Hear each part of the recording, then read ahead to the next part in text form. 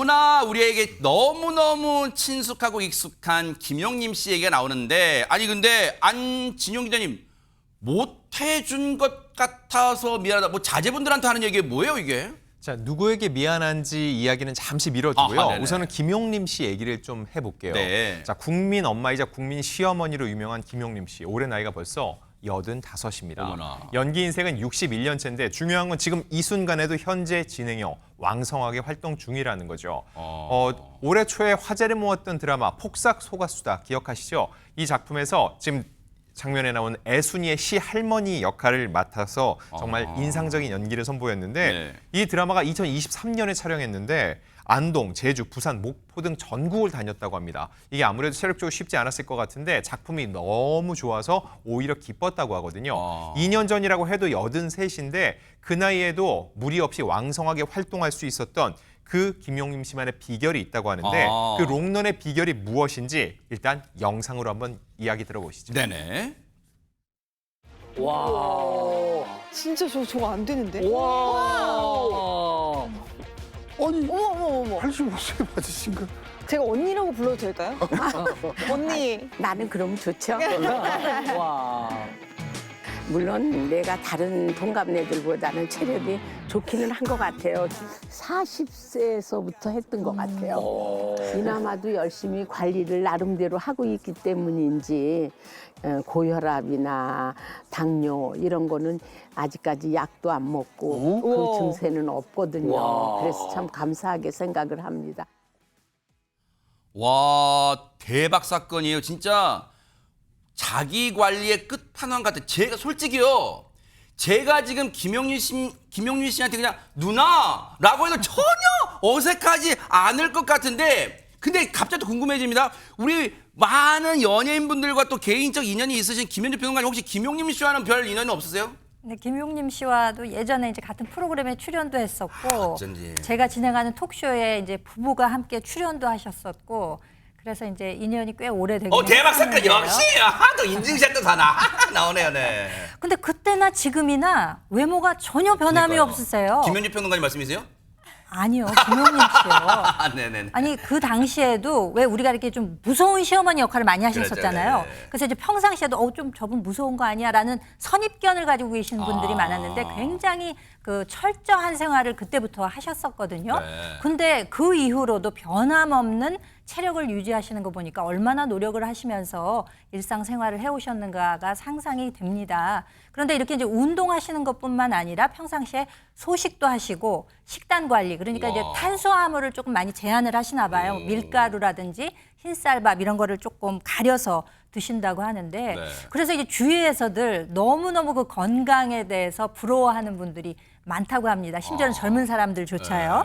그런데 이렇게 건강에 신경을 쓰시는 이유가 있다고 합니다. 지금 김용림 씨께서 그 연기자인 아들 남성진 씨, 네네네. 그 누나가 미혼인데 두 분이 살고 계시다고 해요. 그러니까 아무래도 따님이 이제 어머니가 이제 고령이시니까 뭐 평상시 식사 같은 거 많이 신경을 쓸 거 아니에요. 네. 그러다 보니까 부모가 이렇게 오래 사는 것도 좋지만 너무 이렇게 좀 오래 살다 보면은 좀 자녀들한테 이게 좀 부담이 되는 건 아닐까?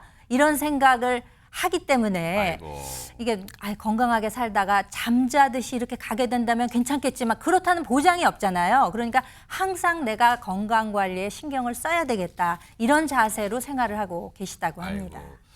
근데 아까 보니까 여전히 활력 넘치고 진짜 세월을 역주행한다고 해도 과언이 아닐 정도인데 근데 김묘성 기자님 왠지 앞서 그 자식들한테 짐을 지우고 싶지 않다 그런 말을 하는 거 보니까 뭔가 마음속에 숨겨둔 말하지 못한 뭐 그런 게 있는 것 같은데요. 네, 조금 전에 김현주 평론가님께서 말이 헛나왔네요. 김현주 평론가님께서 네. 부부를 토크쇼에 모셨다라고 말씀하셨잖아요. 그러니까 부부라고 하면 많은 분들이 떠오르실 텐데 배우 고 남희루 씨가 김용림 씨의 남편분이잖아요. 맞아요. 그런데 1년 전에 이 남희루 씨가 세상을 떠났습니다. 그랬죠. 작년 3월 31일이었죠. 향년 85세로 별세를 하셨는데 고 남희루 씨 그리고 아들 남성진 씨 그리고 며느리 김지영 씨까지 이 김용림 씨의 가족들은 모두가 배우인 그러네요. 배우 가족으로 굉장히 유명합니다. 맞아요. 그런데 남편과 둘이 이제 있을 때는 남편 둘 다 이렇게 배우셨다 보니까 각자 떨어져서 생활하는 일이 잦았다고 해요. 그래서 지금까지도 남편이 세상을 떠났다는 느낌보다는 남편이 어딘가에서 촬영을 하고 있는 것 같다라는 세상에. 생각을 하기도 하는데 그래서 사진을 볼 때마다 그렇게 잘 못해준 남편에게 참 미안하다라는 생각을 한다곤 합니다. 하지만 그저 지금은 내 생활을 열심히 해야 하기 때문에 그래도 우울할 시간 없다라면서 심경을 전하기도 했습니다. 그래서 못해준 게 미안하다는 그 대상은 작고하신 남편분 고 남이루 씨를 얘기하는 거였군요. 참 두 분이 아마 여러분도 아시겠지만 이 연예계에서는 배우 세계에서는 이 소문난 인꼬 부부였어요. 정말 생전에 부부금실을 자랑했는데 그 모습 보시고 이어가 보도록 하겠습니다. 이제 남은 세월이 얼마 안 남았는데 남은 생애를 진짜 영화처럼 살아야 되겠다. 10년 살아야 90이야. 응? 그러니까 10년 살으면 90인데 10년까지 살 수 있을지도 모르고 또 건강이 허락해야 되니까 나는 86, 7, 8세면 아마 전라도로 갈지 몰라. 아이 그런 소리 하지 마. 왜? 야 이거나 과자야 과자.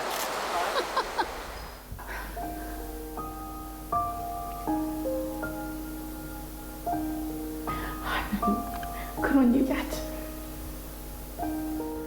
마. 앞으로 남은 여생이 얼마가 남았을지는 모르지만 여기서 돌아가면서부터는 정말 내 진심으로 이 남자를 100% 헌신적으로 살아야겠구나.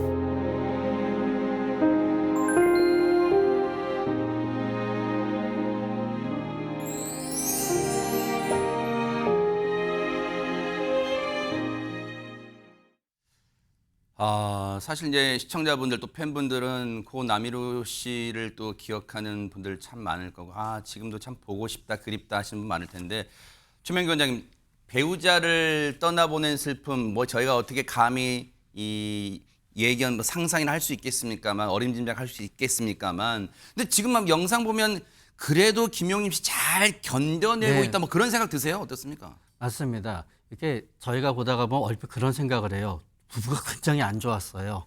한쪽이 돌아가셨어요. 그럼 굉장히 미워하던 사람이 없어졌으니까 편하게 살 것 같거든요. 반대로 엄청 부부가 이제 사랑했어요. 한쪽이 돌아가셨어요. 사랑하던 사람이 없으니까 엄청 슬플 것 같거든요. 근데 안 그런 경우가 있더라고요. 왜냐? 사랑하던 사람이 돌아가시게 되잖아요. 좋았을 때가 자꾸 많이 생각나요. 생각난다 그래서 우리가 괴롭기만 한 건 아니거든요. 그래서 좋은 장면이 생각나고 빨리 슬픔에서 벗어나실 수 있고요. 반대로 서로 관계가 안 좋았던 배우자가 갑자기 돌아가시잖아요. 서로 싸웠던 것만 생각난대요. 괴로운 것만.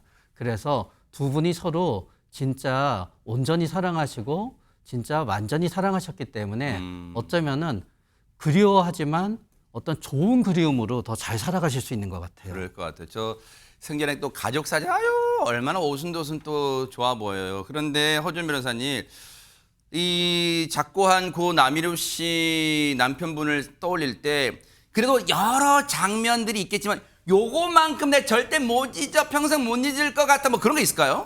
어쩌면 모든 아내들의 기억 속에 가장 뚜렷하게 남는 순간이 아닐까 싶은데 김용림 씨도 프로포즈 받았던 순간이 제일 마음속에 오래 남은 장면이라고 합니다. 네. 사실 김용림 씨도 성우로 데뷔하셨고 고 남이루 씨도 성우였던 시절에 방송국에서 두 분이 처음 만났거든요. 그런데 남이루 씨가 막 자기야 여보야 이렇게 살갑게 애정 표현하는 스타일은 아니고 좀 무뚝뚝한 편이셨대요. 그렇지만 연애 시절에 말보다 행동으로 진심 어린 사랑을 표현하는 자기만의 표현법이 있었던 거예요. 네. 그런데 프로포즈 딱히라고 표현하기도 좀 어려운 상황이었는데 이렇게 연애를 하다가 어느 날 하루는 보름달이 뜬 날이었다고 합니다. 그런데 남이루 씨가 갑자기 철뚝길 위에서 달을 봤다고 얘기를 하는 거예요. 용림 씨, 보름달 뜬 거 봤어? 나는 그 달 보면서 같이 앉아서 저 달을 항상 같이 볼 수 있으면 좋겠다고 생각했어.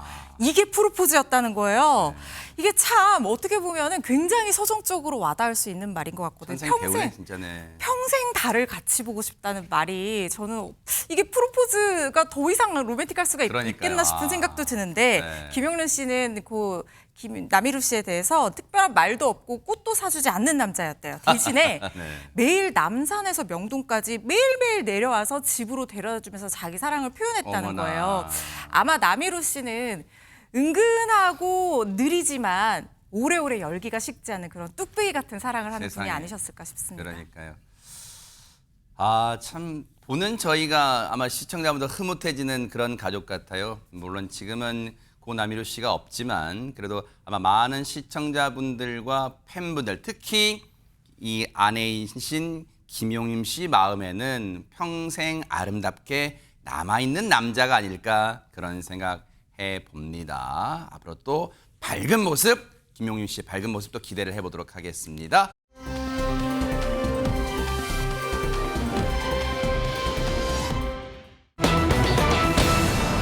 어머나?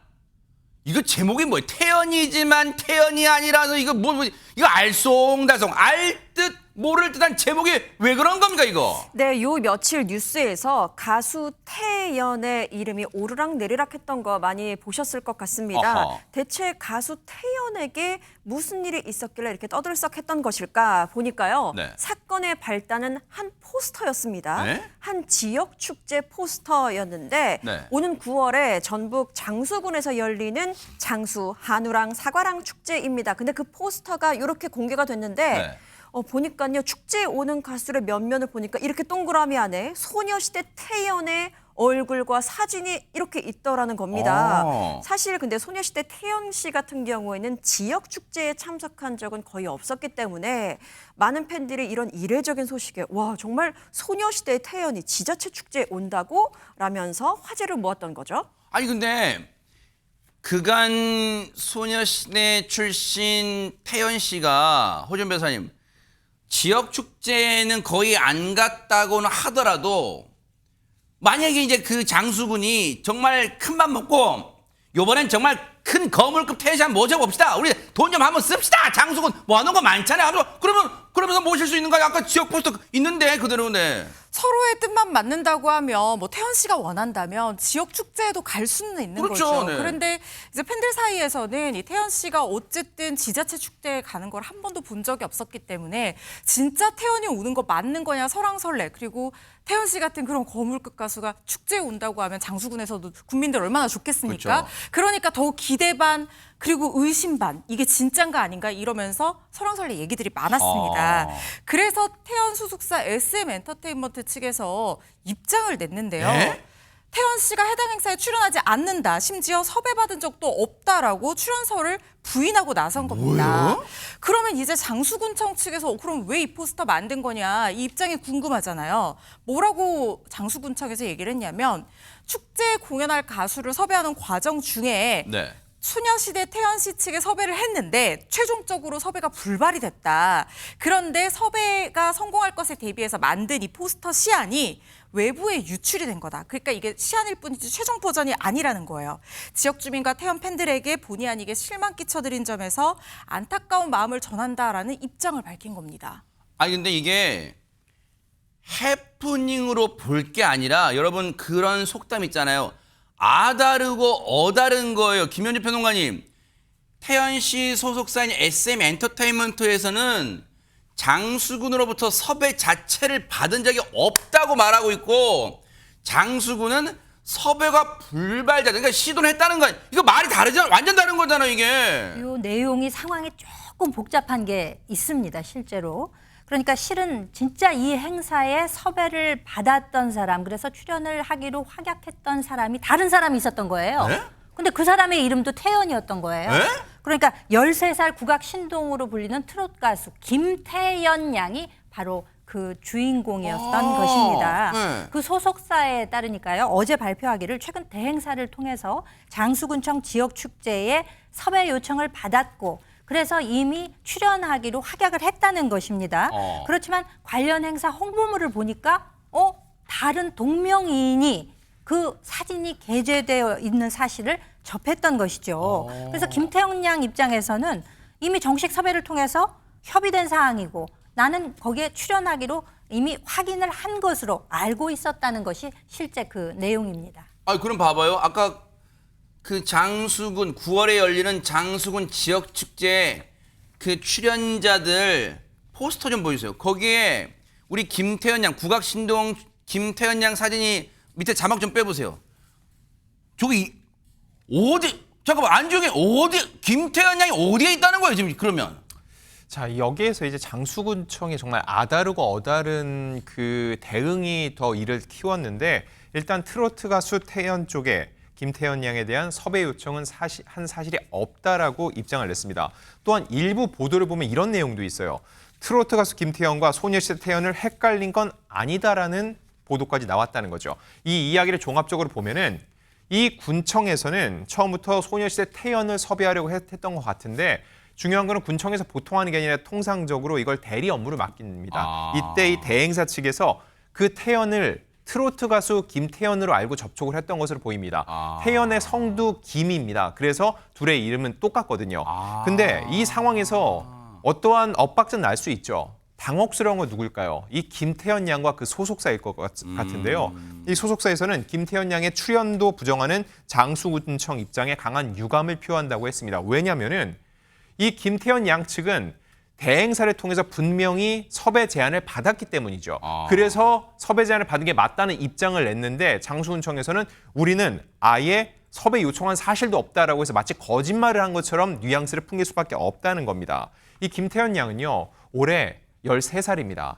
이 4살 때 판소리 민요를 시작해서 트롯 신동으로 불렸고 몇 해 전에는 한 유명 트로트 프로그램에서 좋은 성적을 거두기도 했었거든요. 정말 열심히 활동하는 그런 꿈나무라고 볼 수 있는데 이번 일로 큰 혼란과 상처를 받았고 정서적 안전을 최우선으로 고려해 관련 행사에는 관여하지 않기로 했다. 즉 축제 출연에는 최종적으로 취소를 하겠다는 게 소속사의 입장이었습니다. 아유 이게 뭡니까 이게 뭐 하자는 거예요 진짜. 그리고 그 소녀시대 출신 태연이 오거나 김태현 양이 오거나 지금 그런 차원을 넘어서 지금 이 김태현 양 국악신동 김태현 양한테는 최명 위원장님 어떻게 보면 평생 상처 그리고 아직 어리다 13살이 엄청 마음의 상처로 남을 거 아니에요 지금. 맞습니다. 어떻게 생각하게 되면은 이거는 그냥 어떤 비즈니스적인 일일 수도 있으나 본인의 입장에서는 결국 본인과 소녀시대 태연이 결국 비교를 당하게 된 거잖아요. 그러니까요 지금. 비교를 당하게 된 거기 때문에 또 굉장히 커다란 상처가 있을 것 같아요. 네. 물론 장수군청의 말이 논리적으로는 맞을 수 있어요. 우리는 저쪽을 섭외한 거고 대행사가 잘못했으니까. 네. 그러나 그거보다는 저는 중간에 잘 수습을 해서 김태현 양이 가서 노래를 갖다 불렀다라고 생각하게 되잖아요.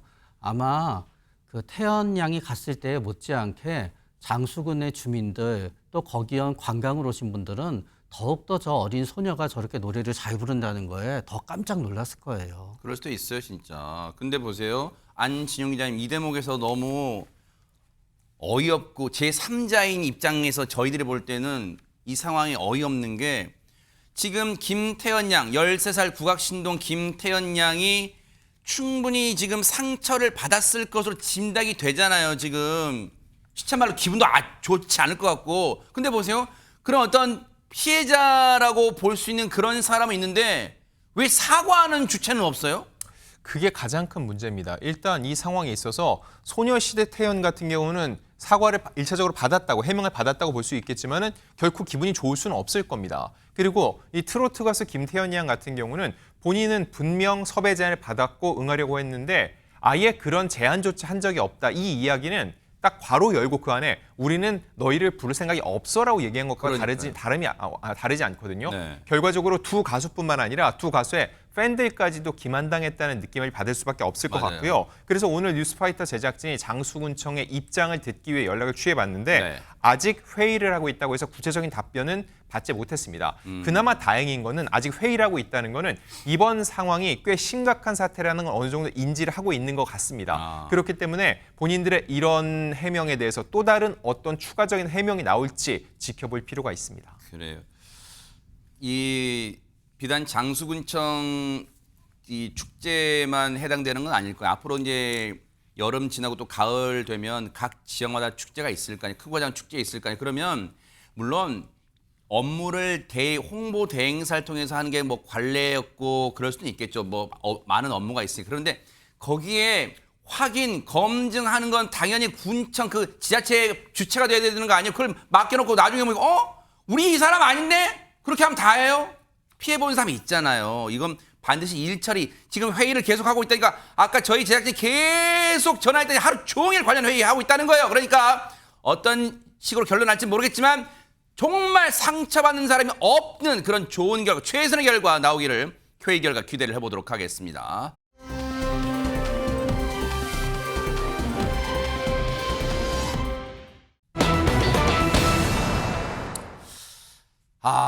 참 진짜로 너무 어처구니 없고 가슴 아픈 그런 일이 세상에 벌어졌습니다. 김묘성 기자님. 네, 그렇습니다. 어제 저녁 경기도 오산시의 한 고가도로에서 벌어진 사고 소식 많이들 접하셨을 텐데요. 네. 불과 정말 단 몇 초 사이에 옹벽이 무너져 내리면서 도로를 덮쳤습니다. 당시에는 지나던 차들도 있었죠. 아유. 사고 당시에 긴박한 모습이 그대로 블랙박스에 담겼습니다. 영상 함께 확인해 보시겠습니다. 네네. 천천히 도로를 달리던 중에 갑자기 옹벽이 파도처럼 무너지기 시작하더니 순식간에 도로를 덮치고 말았습니다. 블랙박스 차량 운전자는 놀라서 그 자리에 멈춰 있는데요. 아슬아슬하게 버티던 나머지 옹벽까지도 이렇게 와르르 무너져 내립니다.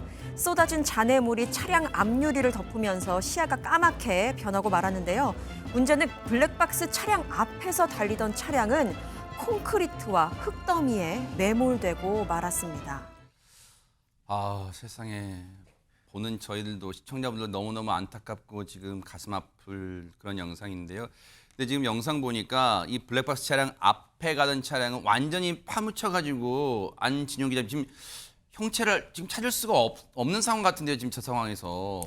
저 옹벽 길이 40m, 높이가 10m나 됐습니다. 게다가 그 무게만 해도 180톤에 이른다고 하는데 저렇게 폭포처럼 무너져내는 옹벽에 앞에 가던 차량이 묻히고 말았습니다. 아유.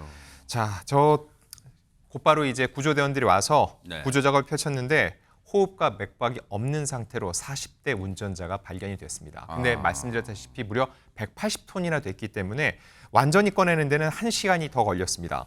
결국 사고 발생 3시간 만에 심정지 상태로 구조돼서 병원으로 옮겨졌지만 이 운전자는 숨지고 말았습니다.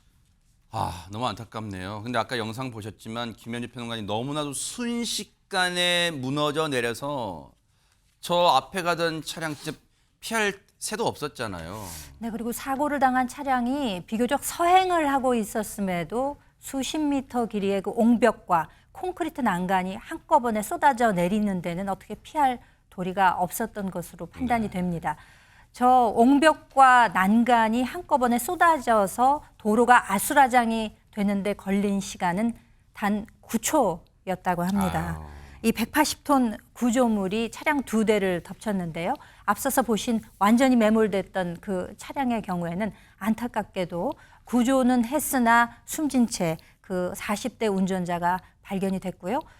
또 한 차례의 그 옹벽과 난간이 무너졌기 때문에 뒤에 오던 차량은 앞이 까맣게 변했었지 않습니까? 근데 다행히도 이 차량의 경우에는 가까스로 차량 앞부분만 매몰이 됐기 때문에 본인이 운전석 옆좌석에 문을 열고 나올 수가 있었고 특별한 부상도 입지는 않았다고 합니다. 대체 저 거대한 옹벽이 어쩌다가 저렇게 무너지게 됐는지 얘기 들어보시고 이어가 보도록 하겠습니다. 차량은 그 구조물에 완전히 찌그러진 상태여가지고 구조물이 워낙 무거워서 들질 못하는 관계로 뜯어내서 저희가 수작업을 해서 사람을 꺼낸 상태입니다. 확인한 결과 그 추가 차량은 없는 것으로 확인됐습니다. 오산 시내 그 폭우에 의해서 그 붕괴되지 않았나 저희는 그 추정을 하고 있습니다. 추정이라지만 폭우 때문에 저렇게 거대한 옹벽이 무너진다 정말 상상할 수가 없는 사고입니다. 세상에 허준 변호사님. 그런데 이게 막을 기회가 있었던 걸로 보여서 더욱더 안타까움을 자아냅니다. 사고 발생 하루 전에요. 한 민원인이 민원을 제기를 했습니다. 그런데 상당히 상세하고 구체적으로 제기를 했어요. 여기가 위치를 특정합니다. 2차로 오른쪽 집안이 침하되고 있다. 그런데 여기가 보강토로 높인 곳이기 때문에 계속 빗물이 들어가면 붕괴될 우려가 있다라고 하면서 정확한 위치와 주소까지 제시를 했고요. 그리고 자기가 차를 세울 수는 없지만 어딘지 로드뷰 사진까지 첨부를 했습니다. 그래서 조속하게 확인해달라 요청을 했는데 우산시에서 사고 발생 시까지 별다른 조치를 취하지 않았다고 합니다. 심지어 사고 발생 2시간 반 전에요. 이 고가도로에 지름 수십 센티미터의 포토홀이 발생을 했다는 거예요. 그래서 여기에 복구 작업을 진행을 하느라고 안전사고를 우려해서 차량 통행을 고가도로는 막고 옹변 및 사고가 난 저 우회로로 이동을 하도록 안내를 했다는 거예요. 만약에 정확하게 지점을 확인했다면 양측을 다 통제를 할 수가 있었을 것인데 우산시 관계자 얘기에 따르면 이 민원을 보기는 했는데 포토홀에 관한 것으로 알고 이 옹벽에 관해서는 주의를 기울이지 못했던 것으로 보입니다. 이 부분은 나중에 고의 또는 과실로 주의 의무를 제대로 기울이지 않았다고 평가될 여지가 있기 때문에 우산시 측에서도 책임을 피하기는 쉽지 않은 상황이라는 생각이 듭니다. 이건 자연재해가 분명은 일단 아닙니다. 혹시 인재인 부분은 없는지 앞으로 경찰 수사 과정에서 명명백백하게 밝혀내 주시길 바라겠습니다.